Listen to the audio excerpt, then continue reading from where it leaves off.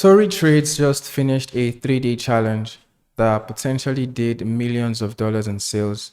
And I spent the last few hours breaking down the challenge funnel from start to finish so that if you have a client, if you run a coaching online education business and you're looking to do a 3-day challenge, you can learn from this and make it so that your next challenge is exponentially better than the current one or the last one that you've done before. So there are a couple of moving parts when it comes to this, but in case you don't know who Tori Trades is, she's a popular trader. She has millions of followers combined on all our social media platforms. She is really amazing. I'm personally a big fan myself because she's very different from the normal guru trader that just flex Lamborghinis and all.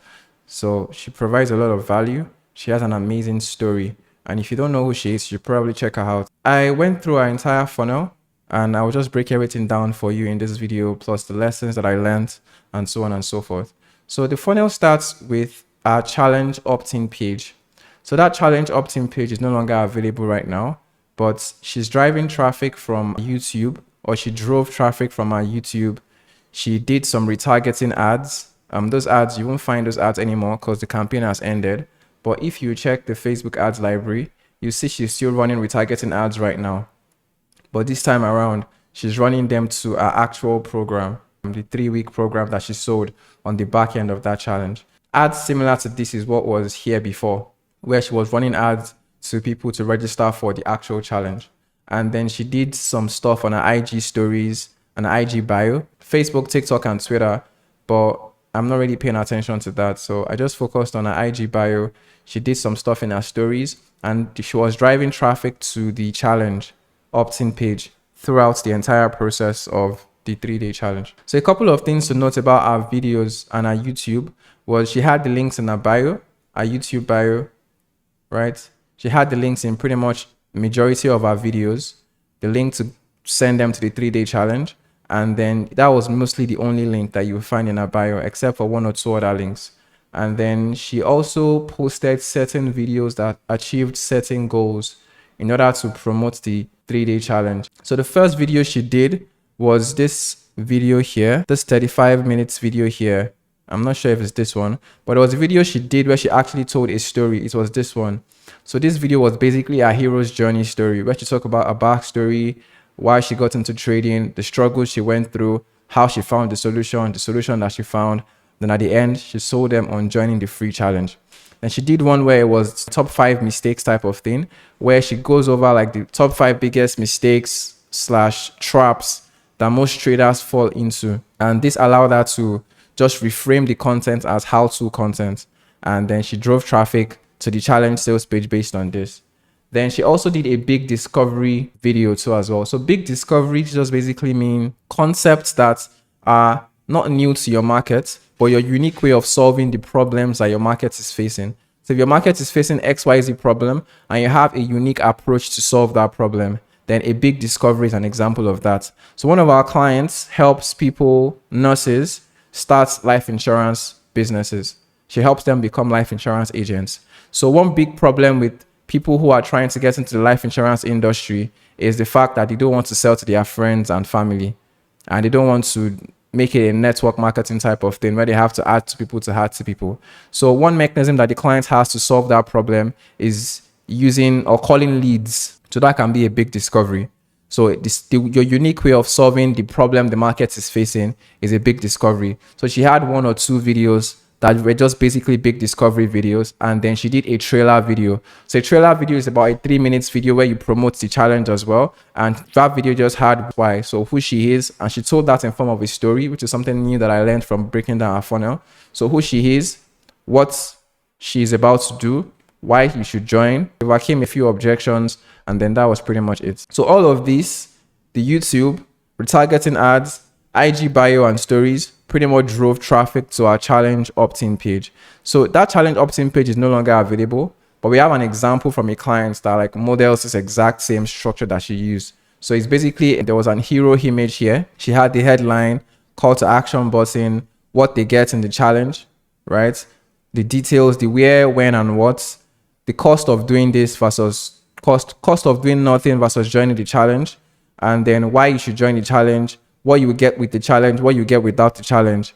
If you have like any like giveaways or stuff, you want to mention them here, and then one more reminder for them to opt in for the 3-day challenge. So this is basically what she did. So the exact structure that our page followed to as well. So she had the headline, what they get, details, cost of joining versus cost of not joining, what you get, what you don't get, and then giveaways or any other additional details, and then another call to action. So that's basically what she did as well. So when people filled out the form, they went to a lead scoring form. So a lead scoring form is basically an application or like a series of questions, like a survey that you give to your audience to fill. So you can rank the leads based on who is more likely to buy your main program. So the reason why people use this lead scoring form is two things. So first thing, you can train the pixel. If you're running ads aggressively, it allows you to train the pixel on your best type of leads. So the more you run ads, the more you get more qualified leads.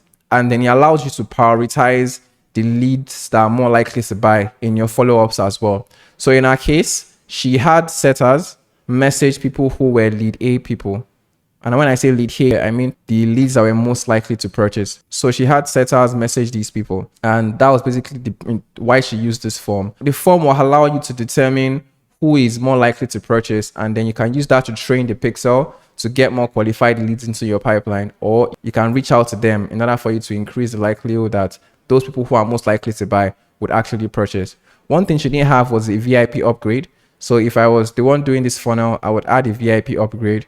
And I will add a low ticket upsell first, then add a VIP upsell as well. So this can help you liquidate your ad spend.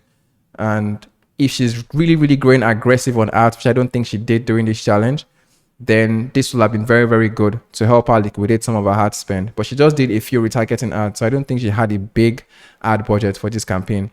And then it went to a thank you page and then went to a circle community. So I personally like the idea of using a circle community because it's basically an upgrade to a Facebook group. And we might consider it for some clients that are currently using Facebook groups right now, because we have clients that do challenges as well, but majority of them use Facebook groups. So I might consider this for clients because I liked how she structured the circle community. So she basically had a section where they could meet the team, right? Where our team members introduce themselves, which is really cool. The setters introduce themselves, the closers introduce themselves. And one thing we found with challenges is if you have your closer or your setter be the host of the challenge and be a familiar face, it makes people more receptive to responding back to them when they reach out to them on the back end. The fact that she had this would make the faces more familiar, so that when they reach out to these people, they are more familiar with them, they're more likely to respond and so on and so forth. And then you can do like introduce yourself section, announcements, you can mark your calendars.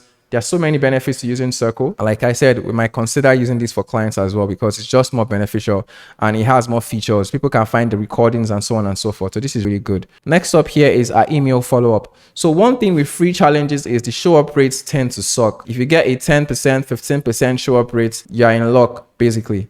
So if you want to increase the show-up rate for your free challenge, you need to have a dialed-in email follow-up. And what that looks like is email follow-ups that combine breaking limiting beliefs and email follow-ups that combine basic reminders. So you want to break beliefs, encourage them to show up, and you want to start this 14 days prior to when the challenge is about to start. And that's exactly what she did here, because she started her email follow-up 14 days before the actual challenge. And majority of the emails were just focused on breaking all the limiting beliefs. So what are the reasons why people would not purchase, the wrong beliefs they have, the incorrect beliefs they have? And one thing I really liked that they did was they addressed every belief with proof. So let me just scroll all the way back to find these emails. So every single belief had a screenshot that showed proof of why that belief is not true from a past student or from herself personally. So that was a really good way to do this. This is an example of a belief that they broke, and she broke this belief with proof, basically. So this was really, really good thing that I noticed too as well with this. Then she had reminder ads.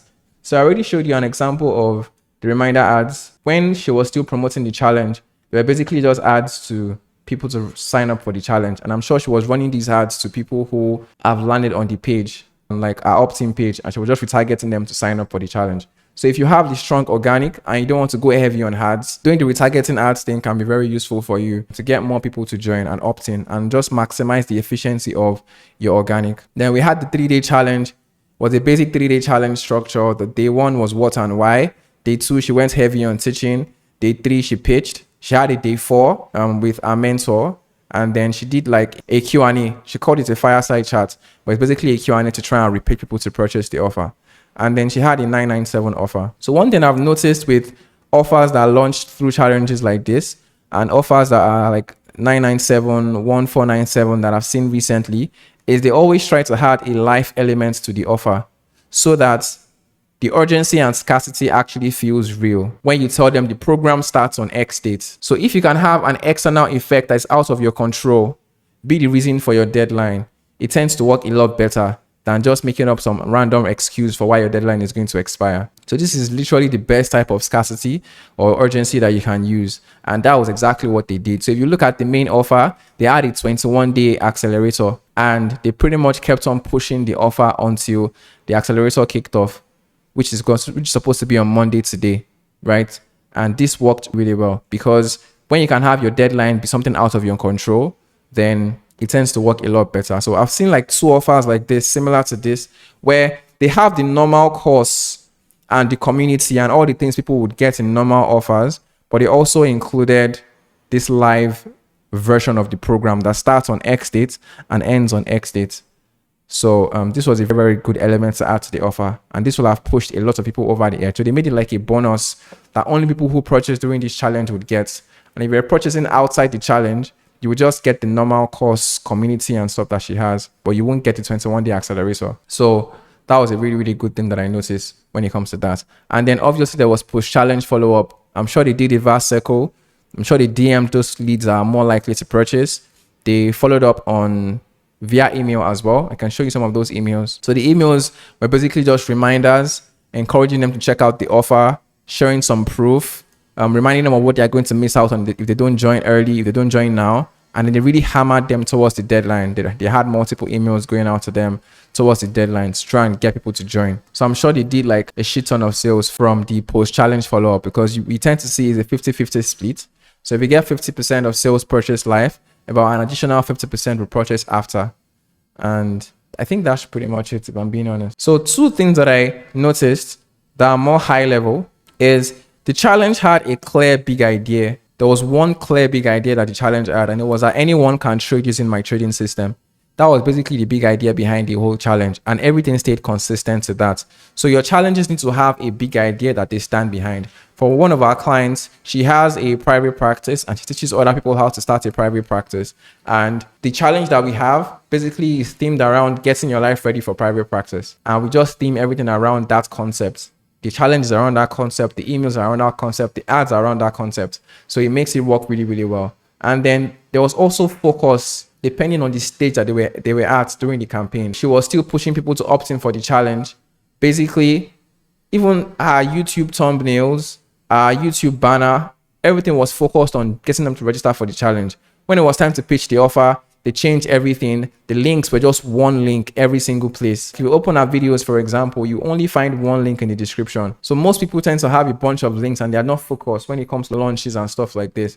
But if you can narrow your focus and just have one link in your bio, change your YouTube banner, make it consistent on all your social media platforms, it makes people aware. It's impossible for anyone to visit your page and not know that you have something going on. And that tends to work really, really well. After the launch, you can always remove it and change it to something else. But if you are able to just stay focused on making everything themed and making sure that whatever stage you are in the campaign, all your social media platforms are in alignment with that, and having just one link, you get more people to click on the link, be aware of what you are doing, and you get more people to opt in for your challenge and get potential sales. So that's basically a brain dump of everything I learned going through the challenge funnel. Let me know your thoughts in the comments, and I hope you found value in this. Thank you.